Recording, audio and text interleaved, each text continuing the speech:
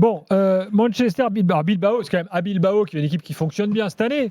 Zone Ligue des Champions en Liga, gros stade, gros public. Finale à venir à Bilbao. Le en rêve plus, de finale à jouer la Bilbao. finale à la maison. Et là, pam, 3-0 en une mi-temps, c'est bâché. Cataclysme, c'est l'incompréhension un petit peu en Espagne de voir Bilbao autant passer à côté de ce match. El Correo, qui est le journal local suivi par tous les supporters de Bilbao, ils disent que c'est un blackout, une panne, comme il y a eu en Espagne ces derniers jours, parce que c'est dingue. Moi, j'ai l'impression, la sensation qu'ils m'ont donnée, c'est qu'ils ont été un petit peu dépassés par l'événement, qu'ils ont mis beaucoup d'intensité, mais pas forcément aux bons endroits, qu'ils se jetaient un petit peu trop dans les duels. Ça se voit notamment sur les buts, ça se voit sur l'action de Viviane aussi avec ce carton rouge, même si bon, évidemment, il faudra reparler de cette décision arbitrale, mais j'ai l'impression qu'ils n'ont pas mis l'intensité là où il le fallait, et qu'après c'était trop tard avec ce carton rouge. Ça, ils y sont pas forcément pour grand chose, cette décision qui est, je pense, extrêmement sévère. Ils sont complètement passés à côté de leur rendez-vous, et c'est dingue quand tu as la motivation d'aller chercher cette finale, quand en plus parfois on sentait vraiment cette saison qu'ils mettaient la priorité davantage sur le fait d'aller jouer la finale que sur le championnat, parce qu'ils savent qu'ils ont un petit peu de marge. C'est dingue de passer autant à travers ce soir. Bon, là c'est mort. On ne va pas gagner évidemment par 3 buts d'écart à Manchester. Ça paraît très fou. Enfin, bon, après, c'est le carton rouge qui change tout, parce que le penalty, ça je veux bien. Le penalty, d'accord. Bien sûr. Tu le penalty. Il y a penalty, mais il n'y a jamais carton rouge. Jamais de la vie. Jamais de la vie.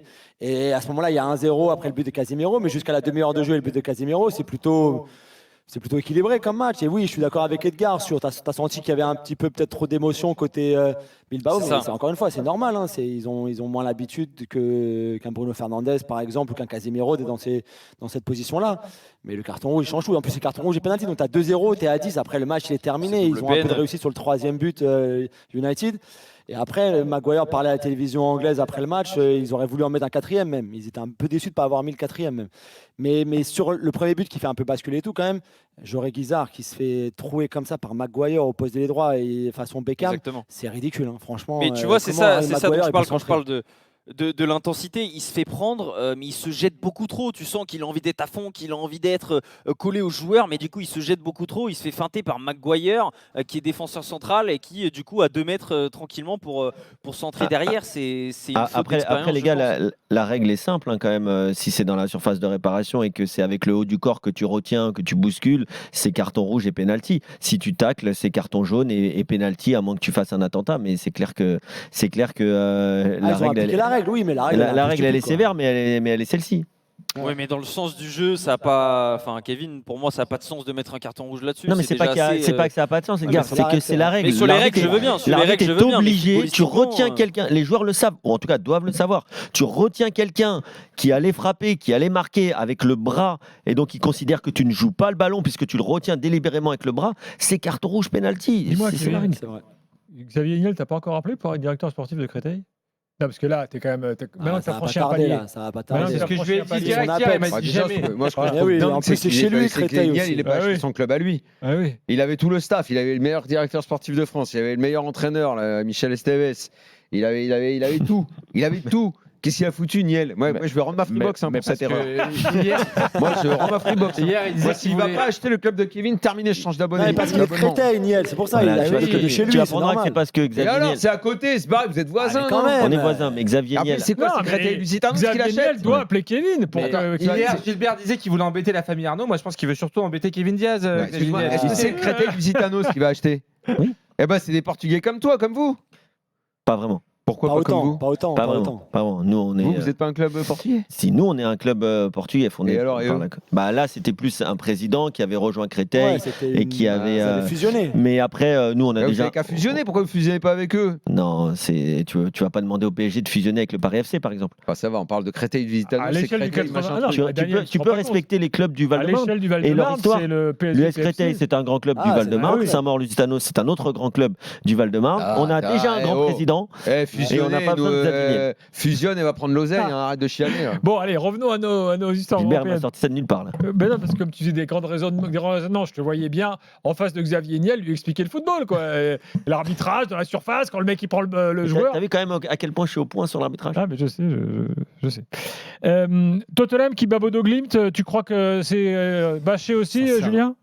Ouais, mais ça sert à rien ces matchs-là. Ouais, je sais pas, bravo à eux. Hein. Il y avait 40% de la population de Bodo Glimt. Donc c'est 42 000 habitants à Bodo Glimt. Ils étaient 9 000, je crois, ce soir, dans un stade qui est donc plus grand que leur ville, enfin leur population. Ouais, tu penses à qu'ils Tottenham. auraient même pas dû déranger Tottenham? Je sais pas. Mais après C'est Tottenham, ils qu'ils ont se fait une très bonne déplacent pas, première période. quoi. Après, ils se sont vus Julien, arriver. il Ouais, en voilà. est vraiment. Attention, genre, ils prennent un ça but. sert à Ah, mais rien, vos ça, clubs ça. en bois, Eh, là, les mecs, vos non, mais clubs en venez bois, pas, venez pas, laissez-moi vous faites- tranquille. Bah, les dérangez pas. Dites aux mecs de Mais Tottenham, oui. restez à la maison, puis vous Mais allez oui. gagner le match. Donc quoi. Chelsea Allez manger votre à thon, Djurgården, là, je sais à pas quoi. Chelsea à Stockholm, c'est Djurgården, pareil. c'est pareil. Ça sert à rien ces matchs-là. Mais bien sûr, Schumgarden, amenez-nous il va direct rester le à la maison, Betis les ou gars, la quoi. Fiorentina et puis voilà.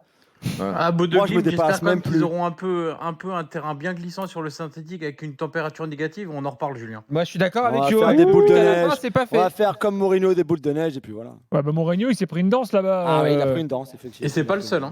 Hmm. Ouais, à domicile, ils sont très Donc toi, costauds. Johan, tu penses que Bodo Glimt, ils peuvent faire un truc? Un truc, mais quoi, il faut gagner une 4-0? Non, non, il y a eu Non. trois. Non, il n'y a Bah que non. 2 buts d'écart, hein, Trois. Daniel. Ah, il y a eu 2-0, il y a eu un but, prolongue. Jamais. Ah, j'ai pas vu ce pardon. Jamais. Après, attention Eh. quand même, Johan. Je vous achète du Attention quand même. saumon de Bodo Glimt là. Je vais Ouais. le chercher à Bodo Glimt. Je vous le ramène. Tous, Ouais. s'ils se qualifient. Ok. C'est enregistré tout ça. Ok, bon après, Votre point en après, saumon de Bodo Glimt. après d'un autre côté quand même qu'en demi-finale de Coupe d'Europe, on te laisse jouer sur un terrain synthétique quand même. Je suis désolé. C'était le cas aussi à Djurgården. Je suis désolé, mais c'est oui, à Oh, Djurgården ces aussi. gens-là viennent du froid. Ils n'ont Ouais, pas mais de moyens. d'accord. Non, mais c'est Est-ce pas qu'on une peut question de rappeler quand moyens. même que la Lazio de Rome que Yo nous a vendu toute la saison comme étant génial a perdu contre Bodo Glimt et le saumon norvégien. D'ailleurs, ça fait beaucoup rire les supporters de la Roma. Quand on était à Rome la semaine dernière, ils nous l'ont dit. Ouais, enfin, les supporters de la Roma, ils rigolaient moins quand ils en prenaient 6 sur le même terrain. Pas faux. Exact. C'est Bon, vrai. alors, Betis-Fiorentina était un peu le match serré du soir, Johan, 2-1. Donc, bon, on va dire que tout est encore ouvert là. Ouais, alors serré, pas réellement dans le scénario du match. Moi, j'ai été très déçu par la Fiorentina, mais comme assez régulièrement cette saison, je trouve qu'on en fait des caisses avec ce club et dans l'expression collective, je suis régulièrement déçu. Il y a évidemment Moise Kean qui sublime pas mal de choses. Et quand il n'est pas aligné titulaire comme ce soir, parce qu'après c'est sa semaine compliquée et pour des questions privées, notamment ses voyages en France, l'entraîneur n'a pas estimé qu'il était apte à débuter le match. Et on a vu que dès qu'il rentre en deuxième mi-temps, il y avait quand même un peu plus de poids offensif. Mais la Si ton Fiorentina jeu est était... sublimé par Moeskin, c'est quand même c'est pas très bon signe hein, quand même. Ouais, aussi. Mais après, il fait une très belle saison, Moise Kean, et même avec la sélection, il a été impactant, notamment contre l'Allemagne. Mais non, la dimension collective du Betis, ça fait très très mal. Ils ont pris la Fiorentina a pris un bouillon pendant les 15 premières minutes qui est assez hallucinant. Le Betis a eu beaucoup d'occasions très importantes et même Ils ont des des regrets occasions ce soir. à fort coefficient où ils auraient pu marquer. La Fiorentina était pas trop mal sur deux, trois situations, mais globalement, il y a rien à dire sur le résultat final du match. Moi, je suis assez déçu globalement par le milieu de terrain de la Fiorentina. Fagioli, j'en attends beaucoup plus. Gudmundsson, j'en attends beaucoup plus. C'est des joueurs qui coûtent beaucoup d'argent. Et on attend que sur des matchs comme ça, européens, contre des adversaires de niveau, moi Gudmundsson, qui marque 2 buts contre Empoli, je m'en fiche un peu. J'ai envie de le voir un peu plus à l'aise dans les hautes sphères européennes et les hautes sphères du championnat. Et cette saison, pour le moment, on l'a pas. Donc, très décevant pour la Fiorentina. Pour autant, c'est pas la première fois qu'ils me déçoivent en Coupe d'Europe et qu'ils réussissent à renverser ou en tout cas à passer sur le match retour. Donc, j'espère pour eux, et pour les tifosi de la Fiorentina, qu'ils en seront capables sur le match retour. Mais il faudra faire clairement un autre type de prestation et surtout défensivement. Parce que donner des ballons de but directement à l'adversaire, ça va 5 minutes. Quand tu le fais une fois, 2 fois, 3 fois en première mi-temps, soit tu apprends un peu de tout ça et tu construis un peu différemment, soit tu continues et tu prends des vagues et c'est ce qu'ils ont fait pendant 20 minutes. Donc il faudra clairement faire un tout autre match au Frankie la semaine prochaine. Mais ceci dit, Johan, ils s'en sortent très très bien ce soir. Hein. Ce score de 2-1, sincèrement, tu reviens chez toi, tu peux aller chercher quelque chose parce que le Betis, comme je disais, ils peuvent vraiment avoir des regrets ce soir. Ils étaient clairement au-dessus.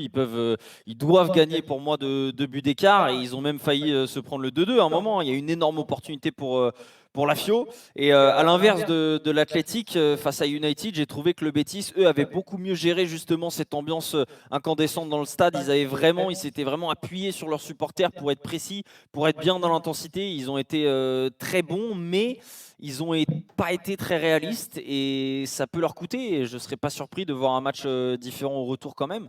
Et il y a surtout des regrets au Betis, et c'est ce qui ressort aussi en Espagne. Même si, voilà, je vous conseille quand même de regarder, si vous ne l'avez pas vu, monsieur, le but d'Anthony, qui décidément est très très bon avec le Betis. Une demi-volée, C'est pleine incroyable. lucarne devant la surface de réparation, vraiment magnifique. Quand on parle des joueurs et des La contextes, métamorphose. souvent, exactement. c'est pas la même. Ah, C'est c'est Marc dingue. Sanders aussi qui nous le rappelle sur le La chat, c'est d'un métamorphose. pays à Le joueur l'autre. préféré de Kevin, Carmelo Anthony. Là. Absolument jamais.